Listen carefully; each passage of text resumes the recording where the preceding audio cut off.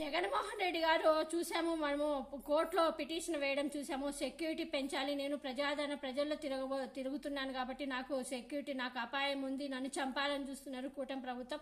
నాకు నాకు కనీసం మాజీ ఇంతకుముందు ఎన్నికల ముందు ఎలా ఎంత సెక్యూరిటీ ఉందో అంత సెక్యూరిటీ కల్పించండి అంటూ కూడా చూసాము. కానీ చంద్రబాబు నాయుడు ప్రభుత్వం కుట్రతో ఒక ఎమ్మెల్యేకి ఇద్దరు ఎలా ఉన్నారో అంత సెక్యూరిటీ ఇవ్వడమే చూసాము, ఇంత సెక్యూరిటీ కల్పించడమే చూసాము. దీనిపైన జగన్మోహన్ రెడ్డి గారు కనీసం బుల్లెట్ ప్రూఫ్ వాహనం కూడా సరిగా లేదు, పాత వాహనం ఇచ్చారు. కనీసం నేను సొంతంగా పెట్టుకోవడానికైనా ఆదేశాలు ఇవ్వమంటే అది పోలీసులు దానికి సహకరించడం లేదు, సొంత వాహనాలు పెట్టుకోవడానికి కూడా.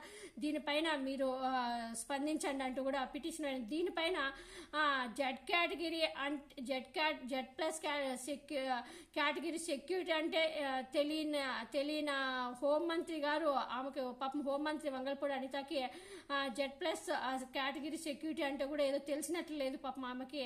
ఆమె వచ్చి ఇప్పుడు ఆమె ఎలా హోంమంత్రి పదవి అయింది, మరి కనీసం సరే ఎలాగో హోంమంత్రి అయింది కనీసం తెలుసుకోవాలిగా, పక్కనుండే వాళ్ళతో అయినా తెలుసుకొని మాట్లాడితే బాగుంటుంది. కానీ గ్రామ పంచాయతీల్లో ఎంతమంది ఉంటారో అంతమంది సెక్యూరిటీ జగన్మోహన్ రెడ్డి గారికి ఇవ్వాలా అంటూ ఎంత హీనంగా, ఎంత హేళనగా మాట్లాడుతుందంటే ఈమె హోంమంత్రి. అంటే ఎవరైనా సరే నాకు ప్రాణహాని ఉంది సెక్యూరిటీ కల్పించండి అంటే హోంమంత్రిగా తన కల్పించడం తన బాధ్యత, లేకపోతే తన ప్రాబ్లమ్స్ ఏంటో వివరించు. కానీ గ్రామ పంచాయతీలో ఎంతమంది ఉంటారో అంత సెక్యూరిటీ ఇమ్మని జగన్మోహన్ రెడ్డి గారు ఏం అడగలేదు. ఈమె మరి అంత ఎగతాళిగా మాట్లాడుతుంటే జనాలు ఈమె మీద చిరెత్తుకొచ్చి ఈమె మీద చాలా ఫైర్ అవుతున్నారు.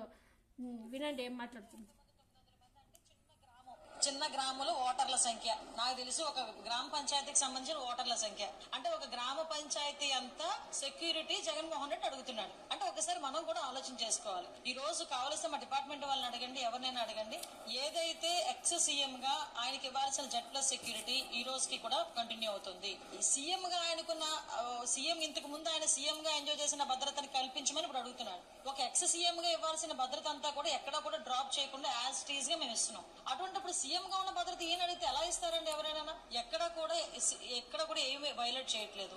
అయినా అతనికి తాడేపల్లి హౌస్ లో ఉంటే పెద్ద పెద్ద గోడల మీద కరెంట్ వైర్లు, ఆ చుట్టూ చాలా పెద్ద పెద్ద ప్రహరీ గోడ, ఏంటది సంథింగ్ బుల్లెట్ ప్రూఫ్ వెహికల్స్, ఇవన్నీ ఆయనకు ఉండి 980 మంది సెక్యూరిటీ అక్కడ పనిచేసేవారు. అంటే నేను ఇందాక చెప్పినట్టుగా ఒక గ్రామం ఆయన గురించి పనిచేసింది. సంఖ్య ఎంత ఉంటుందో అంత సంఖ్య పనిచేశారు. ఎంత తప్పుగా చెప్తుందంటే ఒక హోంమంత్రి అయ్యండి 900 చిల్లర జగన్మోహన్ రెడ్డి అసలు సెక్యూరిటీనే లేరు. జగన్మోహన్ రెడ్డి గారికి అంతమంది సెక్యూరిటీ లేరు.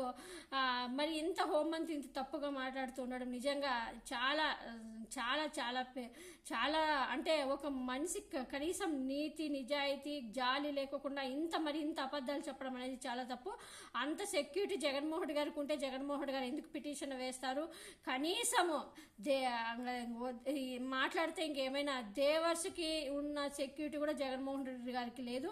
అసలు ఏ సంబంధం లేని నారా లోకేష్కే ఇంతకుముందు ఎన్నికలకు ముందు ఏ వార్డు మెంబర్గా గెలవకపోయినా కూడా ఆయన జెడ్ ప్లస్ సెక్యూరిటీ ఇవ్వడం కూడా చూసాము. అయినా ఇప్పుడు మాజీ సీఎం అని ఈమె చెప్తుంది, హోంమంత్రి మాజీ సీఎం జగన్మోహన్ రెడ్డి గారికి ఉన్న సెక్యూరిటీ, మాజీ సీఎంగా జగన్మోహన్ రెడ్డి గారికి ఆ సెక్యూరిటీ మీరు కల్పించలేదని ఈరోజు జగన్మోహన్ రెడ్డి గారు కోర్టులో కేసేశారు అనేది ఏమో తెలుసుకుంటే బాగుంటుంది. ఒక గ్రామం అంతా, అసలు గ్రామంలో ఎంతమంది ఉంటారో పంచాయతీలో ఎంతమంది ఉంటారో కూడా ఈ మహాతల్లికి తెలియదు. ఈమె మళ్ళీ హోంమంత్రి అంట. ఈమె అంతమందిని ఈమె కల్పించే అంత ఈమెకి కనీసము సరే జగన్మోహన్ రెడ్డి గారు అంతమంది కల్పించమని జగన్మోహన్ రెడ్డి గారు అడగలేదు, అడగడం కూడా తప్పు. అలా అడగరు కూడా. కోర్టు తనకు అడిగే సెక్యూరిటీ కల్పించండి అడిగే అర్హత జగన్మోహన్ రెడ్డి గారికి ఉంది, కల్పించే బాధ్యత మీకుంది. ఎవరికైనా ప్రాణహాని ఉందంటే దాంట్లో 100 మందినైనా ఇవ్వండి, 200 మందినైనా ఇవ్వండి, దాన్ని అక్కడ పరిస్థితిని బట్టి ఇవ్వాల్సి వస్తుంది. ప్రజాదరణ ఉన్న నాయకులను బట్టి ఉంటుంది. అంతేగాని మేము మాటలు ఎలా ఉన్నాయో చూస్తున్నారుగా, ఎంత అసహ్యంగా మాట్లాడుతున్నారో, ఎంత అంటే వీళ్ళకి ఎలా ఉందంటే మేము ఎందుకు ఇవ్వాలి అన్నట్టు. జగన్మోహన్ గారికి కనీసం ప్రైవేట్గా పెట్టుకునే పర్మిషన్ కూడా మీరు ఇవ్వట్లేదనే కదా జగన్మోహన్ గారు ఇప్పుడు అసహనం. లేకపోతే మీ సెక్యూరిటీ కోసం జగన్మోహన్ గారు ఇప్పుడు సొంతంగా బుల్లెట్ ప్రూఫ్ ఒక వెహికల్ పెట్టుకుంటారన్నా కూడా పోలీసులు మీ వెహికల్ పెట్టుకోవడానికి వీల్లేదు, మేము ఇచ్చిన వెహికల్ అంటే మీరు ఇచ్చే డొక్కు వెహికల్లోనే తిరగమంటే ఎలా అవుతుంది? కాబట్టి ఇక్కడ సమస్యలు చాలా ఉన్నాయి. కాబట్టి జగన్మోహన్ రెడ్డి గారు కోర్టుకు వెళ్ళారు. మీరు కోర్టులో జగన్మోహన్ రెడ్డి గారు అడిగే ప్రశ్నలకు ప్రతి ఒక్కటికి మీరు సమాధానం చెప్పాల్సి వస్తుంది. వస్తుంది కాబట్టి ఇక్కడ తప్పించుకోవడానికి బయటకు వచ్చి ఇలాంటి నిందలు వేయడం అనేది అసలు నీ హోంమంత్రిగా మాట్లాడాల్సిన మాటలు కాకుండా ఒక టీడీపీ ఎమ్మెల్యేగా మాట్లాడినట్టుగా మాకు అనిపిస్తోంది.